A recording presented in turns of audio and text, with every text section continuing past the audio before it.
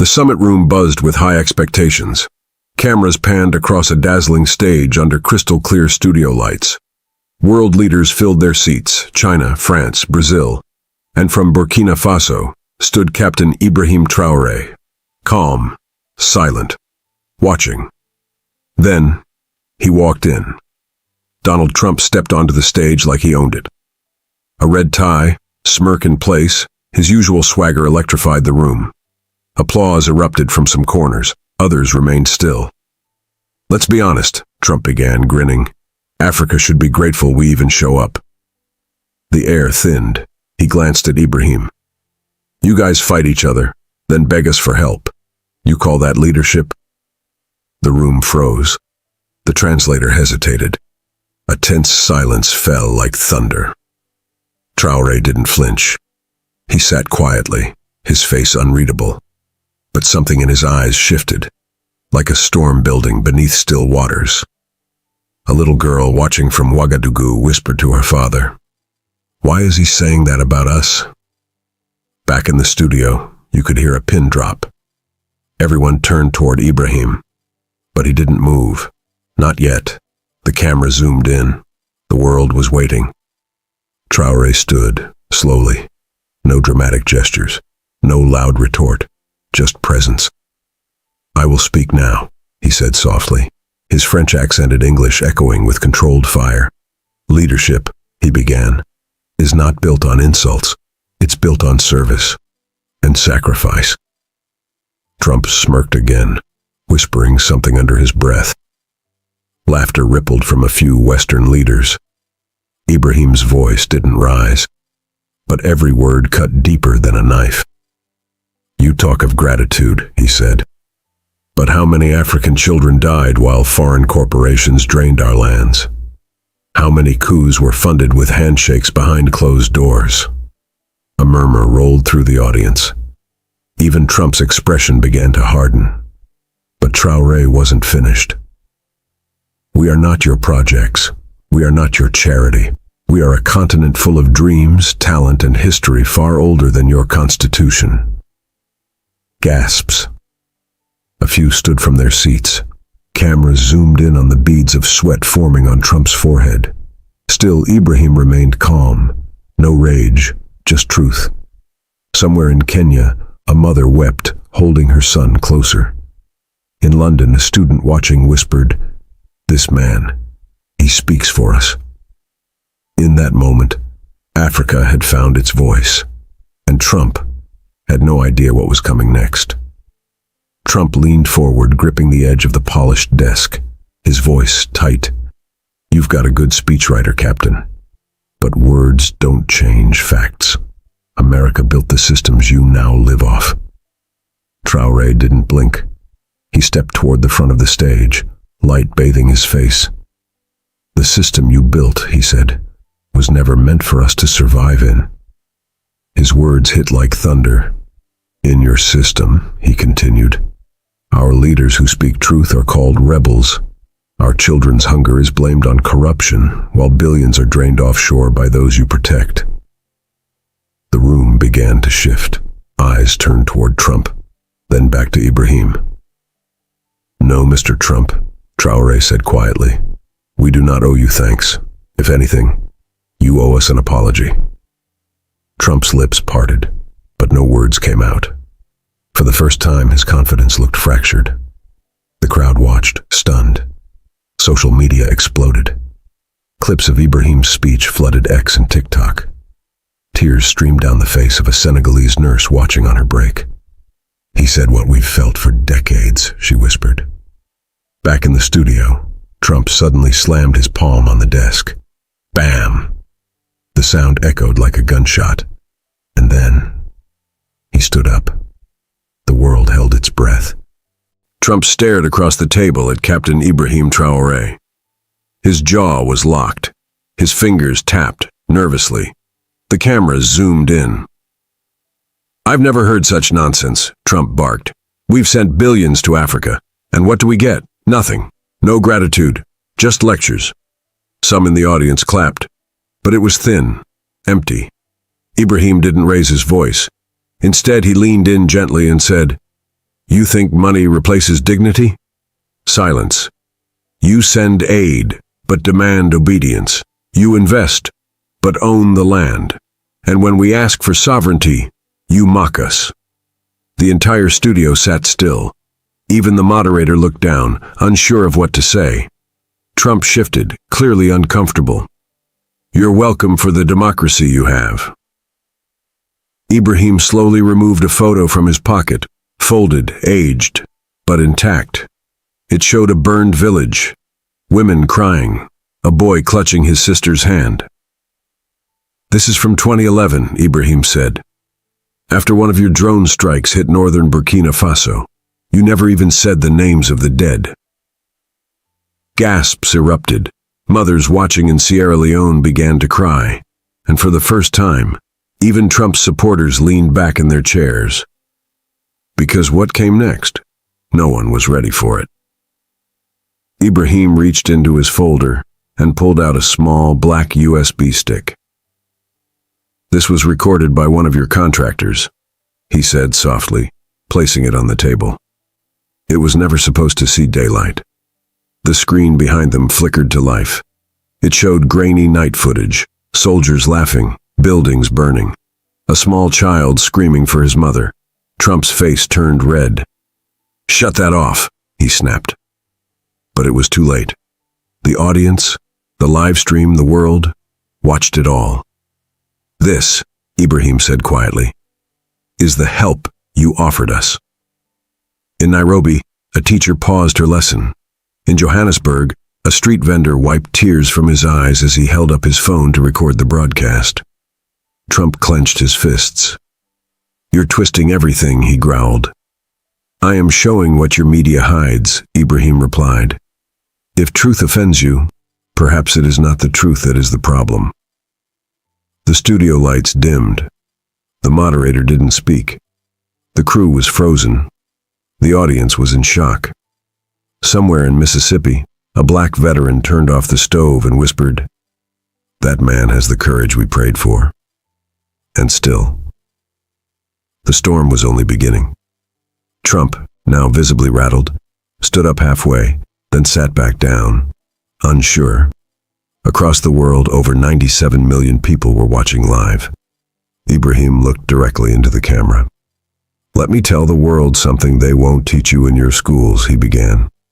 When Africa asked for freedom, we were given flags, but not power. When we asked for justice, we were given loans, but not healing. When we asked for partnership, we were told, know your place. He paused. I do know my place, he said, voice trembling with dignity. It is not beneath anyone's feet. The crowd began to murmur. Some stood. A few wept openly.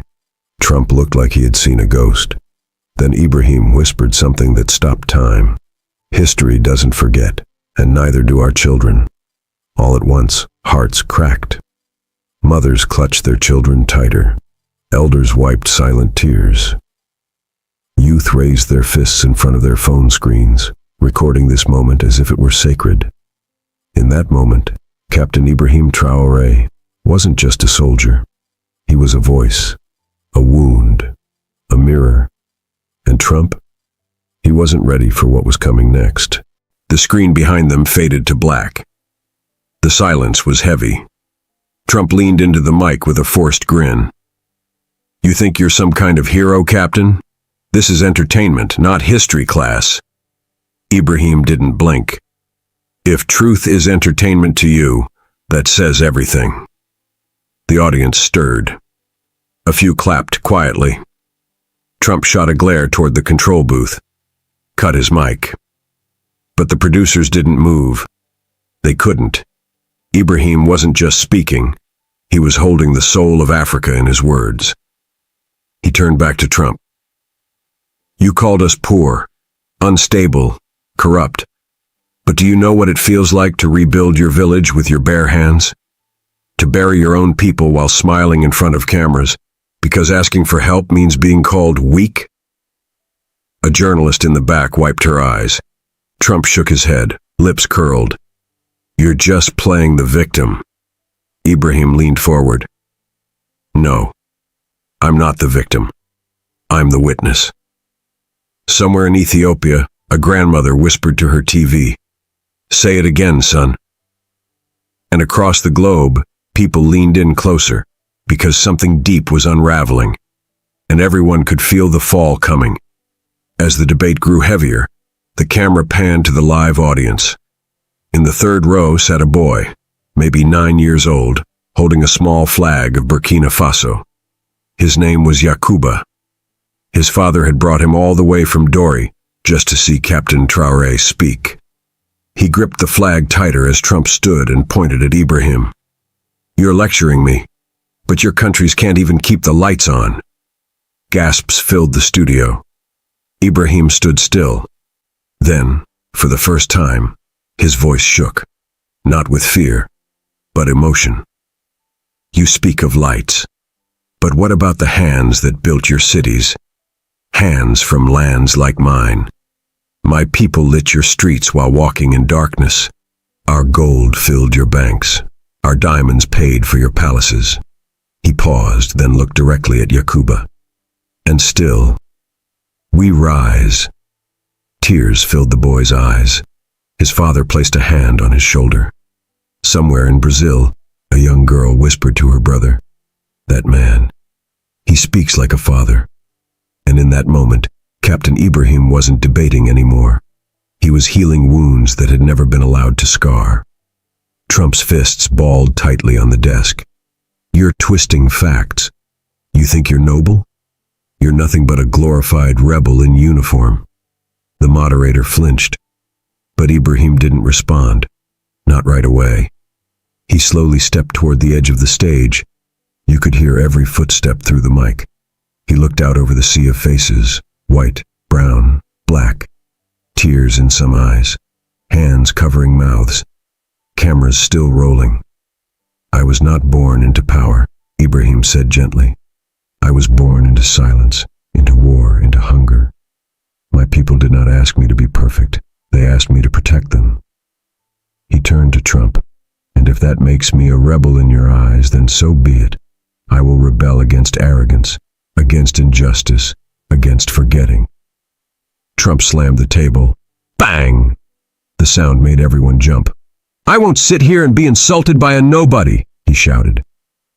The moderator froze. The room spun, but Ibrahim just stood there, still, calm, a soldier in a storm. Somewhere in Accra, an old man fell to his knees. He'd seen leaders fall, but never like this, because deep down, even Trump knew, the war wasn't with a man, it was with truth. Backstage, Ibrahim's team received a text. It was from the First Lady of Burkina Faso. 4 words. "He just made Yakuba cry." Ibrahim's jaw tightened, but his heart softened. He looked over at the little boy in the crowd again. Yakuba had buried his face in his father's shoulder after Trump's last outburst. Traoré's hands rested on the table. Calm, grounded. "Mr. Trump," he said slowly, "you can shout at me. You can slam this table. But when a child cries over words meant to humiliate his homeland, something has gone very wrong." Trump snorted. "Oh, so I'm the villain now?" Ibrahim turned toward the audience. "I was trained to fight. I've slept in trenches. But the hardest war I've ever faced was restoring the dignity of children who've only seen poverty and shame. And yet, here we are, being laughed at for trying to rise." A hush swept over the studio. Somewhere in Gambia, an old soldier wept. On screen, Yakuba lifted his head. Their eyes met. That silent connection between a president and a child pierced deeper than any speech. And in that moment, millions watching didn't just support Ibrahim. They felt him. Trump's hand trembled. He tried to hide it behind his glass of water, but the camera saw everything. "Let's not act like Africa's some kind of paradise," he said, voice quivering. "Without foreign support, you'd collapse." Ibrahim stood. No music, no cue, just presence.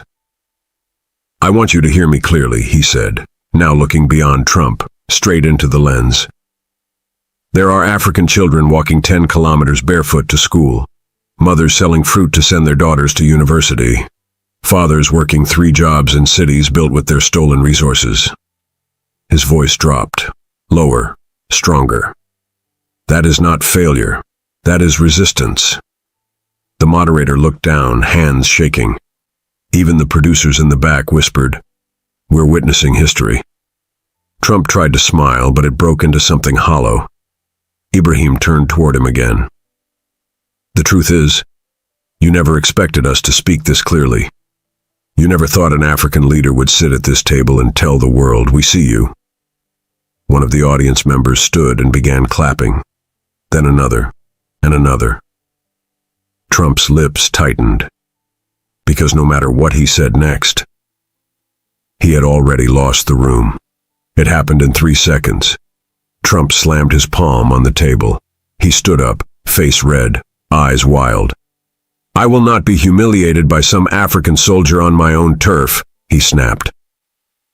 The mic popped. Security stirred. But Ibrahim didn't move. He just stepped forward and picked up the photo from earlier, the one of the bombed village. He held it up.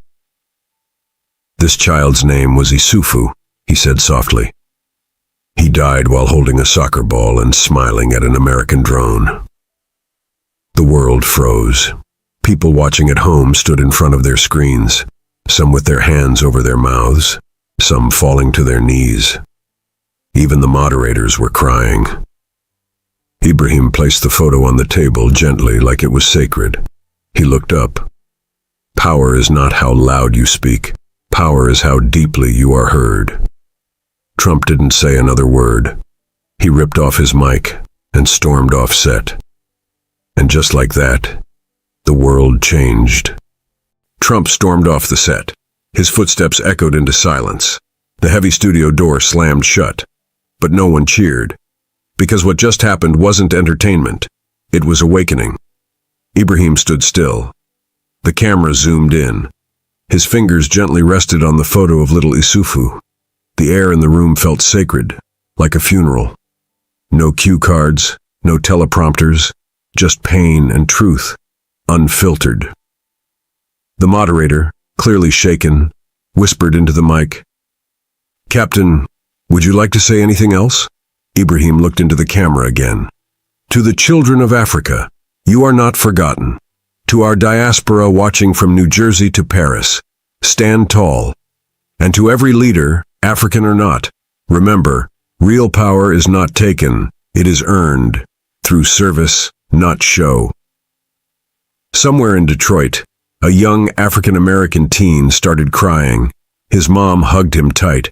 In Ghana, in France, in Haiti, comments exploded online.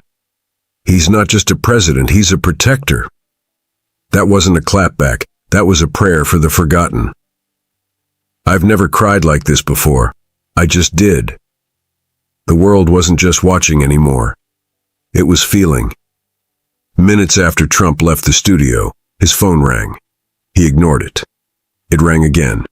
He finally answered. It was his granddaughter. "Grandpa." "Why was that man crying?" Trump froze. She continued, her voice innocent and small. "He showed a picture of a boy with a ball. He said a drone hurt him. Was that true?" Trump couldn't speak. "Grandpa, is America the bad guy?" The call ended in silence. Meanwhile, Ibrahim exited the stage into a hallway packed with journalists, some still wiping away tears. He didn't say much, just nodded, placed the photo of Isufu into his coat pocket, and walked past. The world outside was louder now. Protesters were gathering, not in anger, but in solidarity, holding candles, chanting softly, carrying signs that read, "Africa speaks." Not beneath anyone's feet. "We remember Isufu." Backstage, Ibrahim took a deep breath. He wasn't celebrating. He wasn't smiling. He just whispered to himself, "For the ones who can't speak." And at that moment, even the sky over New York began to drizzle, like the world itself was mourning, but also healing. That night, the footage of the moment went viral. News anchors tried to summarize it. A president from Africa silences Trump. Truth versus ego, live on global stage. But headlines couldn't capture the emotion, the rawness. In Lagos, a mother gathered her children and replayed Ibrahim's words 3 times. In Dakar, school children lit candles for Isufu. None of them had met him, but they felt like they had. In South Africa, murals began appearing overnight, painted on walls, Ibrahim's words, "Power is how deeply you are heard." Back in Burkina Faso, in the village where little Isufu once played, something extraordinary happened.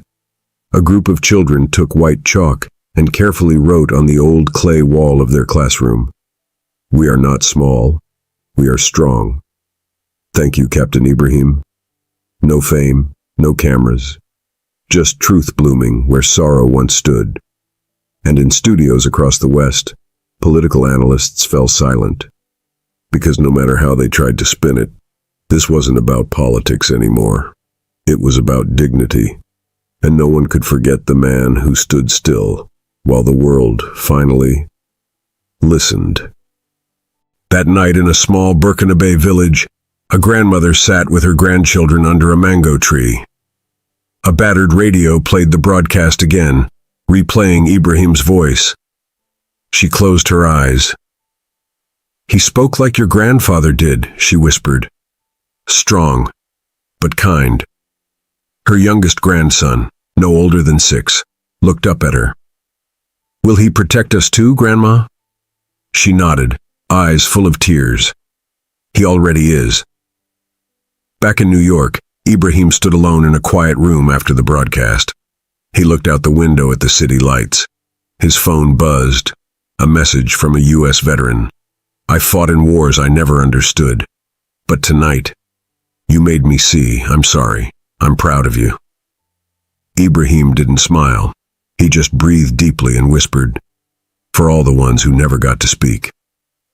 Outside the studio, a growing candlelight vigil surrounded the gates. No chants, no shouting, just tears, candles, silence. Because across every continent, people weren't just reacting.